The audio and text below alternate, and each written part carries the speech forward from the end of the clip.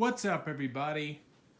Well, today I am here to bring to you another vacuum that's in my vacuum collection, and this time it is another Hoover Elite. I've said this once before and I'll say it again, but for those of you who are just tuning into the channel and haven't seen any of my videos, I love Hoover Elites. They're probably my most favorite of vacuum on planet Earth. They are the vacuum that I grew up with and the very vacuum that started me into collecting vacuums, as well as fixing, refurbishing, restoring, and selling. And I always try to snatch one up whenever a good-looking one comes across my path. And today, I have a cleaner that I have been after for quite a while now. What I have is a Hoover Elite 200. Now, you probably have already seen a video of another Elite 200 on the channel, only that one was a little bit different of a color compared to this. This is one of the Elite 200 variants I have been looking to get for a while now, because this color honestly looks a lot better than the other one. This one is that nice, like, pistachio, almost mint green color versus the white version that you've already seen on the channel. And I wanted this specifically for this color. It just looks so nice. So now that I have this, I actually got it just shortly after I got the white Elite 200, the other one, not the one that I have from where I work. I actually got another one off OfferUp to have for myself. But then just shortly after I got this one on eBay, and this one actually is in a little bit better condition than the other one when I got it. So it pretty much, I didn't need to do much to it other than just put a new belt in and obviously a new bag and whatnot. But here it is, and I figured I would bring it to you and make a video on it. So let's go ahead and give a walkthrough of the cleaner. This is one of the more basic models of the Elite, so it's about as basic as you can get on one of the Elites back then of the late 80s and early 90s. It has no carpet height adjustment, no headlight, no onboard tools, nothing. It's just about as simple and Spartan as you can get them back then. So because of that, you just got the standard handle grip, which they wouldn't do this until the 90s when they came out with the legacy style cleaners. So moving down, we have right here your Hoover top fill bag, as it reads right there on the front. And to get access to your bag, you just simply pull down this spring and tilt the latch forward to release, and you can slide this top part off on either side to get access to your inner bag. And as usual, all the Elites I get, I run HEPA cloth type A bags. They filter out much better than even the genuine paper bags do of the time.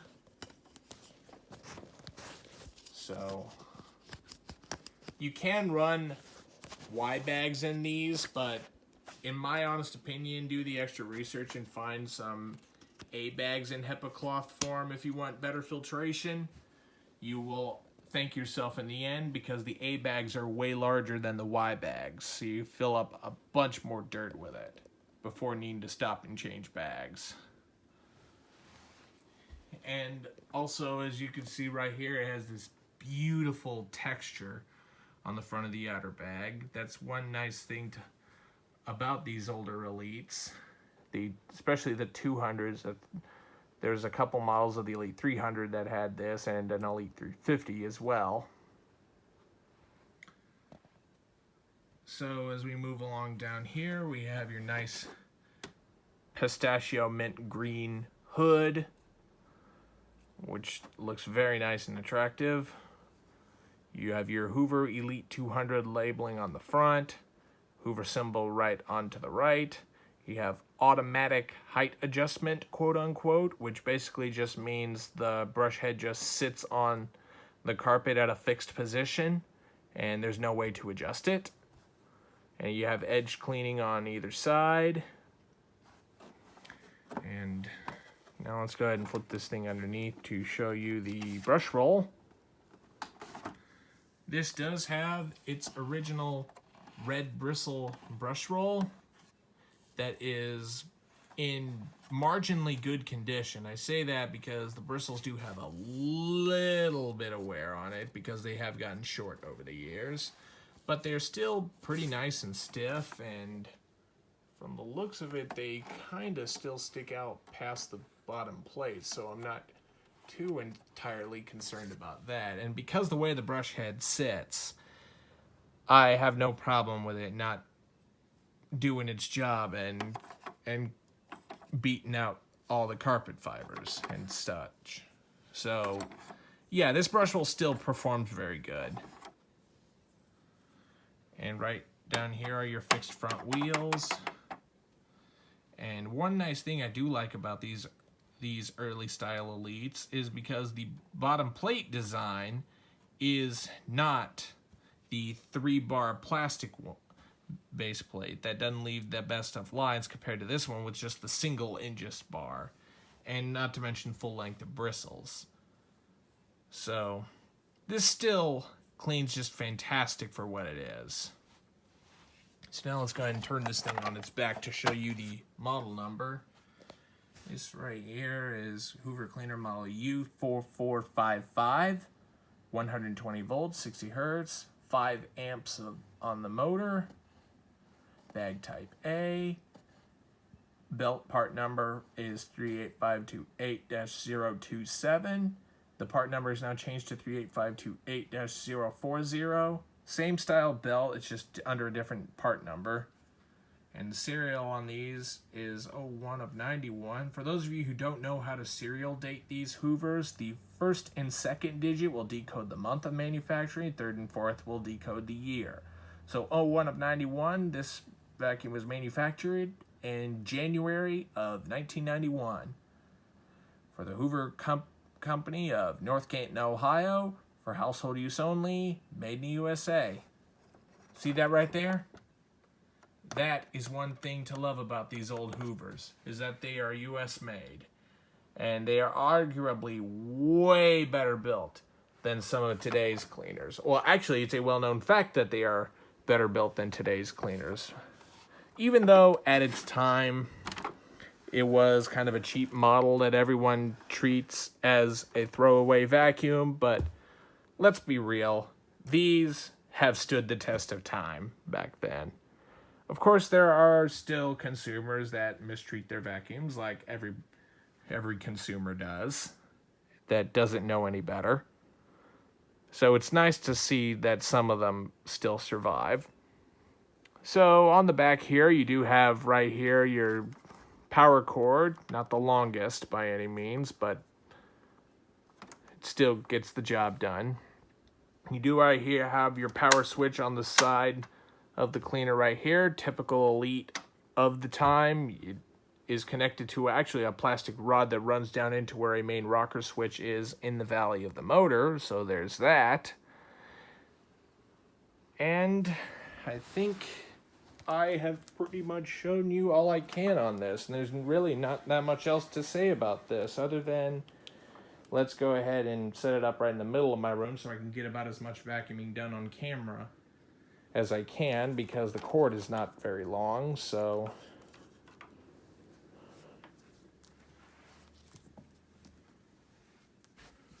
now let's go ahead and plug this guy in. And now we will go ahead and turn this thing on, and we'll give it a run for you guys. Now, typical Elite fashion, when this is running, this is pretty loud, so headphone users, I would advise turning down your volume, or those with sensitive hearing, yes, still turn down your volume. But even though this is pretty loud, still this isn't as loud compared to the later versions that would come with higher amperage motors. So it's still loud, but it's not super loud. So still turn down your volume if you have headphones or are sensitive. So here we go.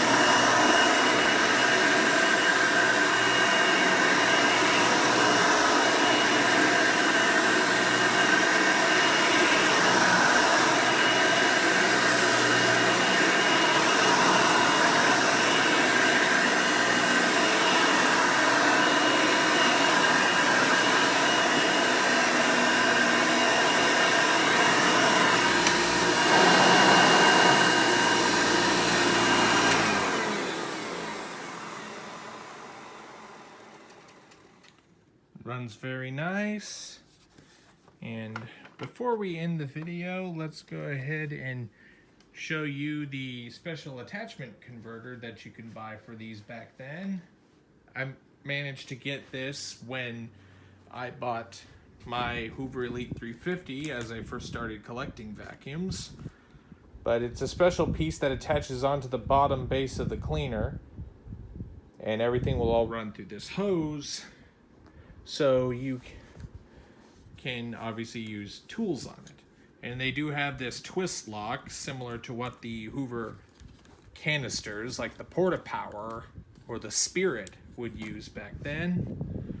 You also do have your extension wand, here's the old style upholstery tool, but since these tools have the little nubs here at the top, you actually can run newer style tools that also have the same nub. These are actually from one of my Hoover canisters that I'm going to use for demonstration portions of the video. But how to attach this onto the cleaner? Simply just flip this guy on its back, and you simply put this onto the bottom and latch it in place, and then tip it back up. And it would also be better if everything was aligned properly so you don't have any leaks. That is one thing to watch out for. You got to look on either side to make sure it's all lined up in place so you'll have the best seal. Now, because this vacuum is direct air, do not expect miracle suction power, because these are known to produce more airflow than they are suction. I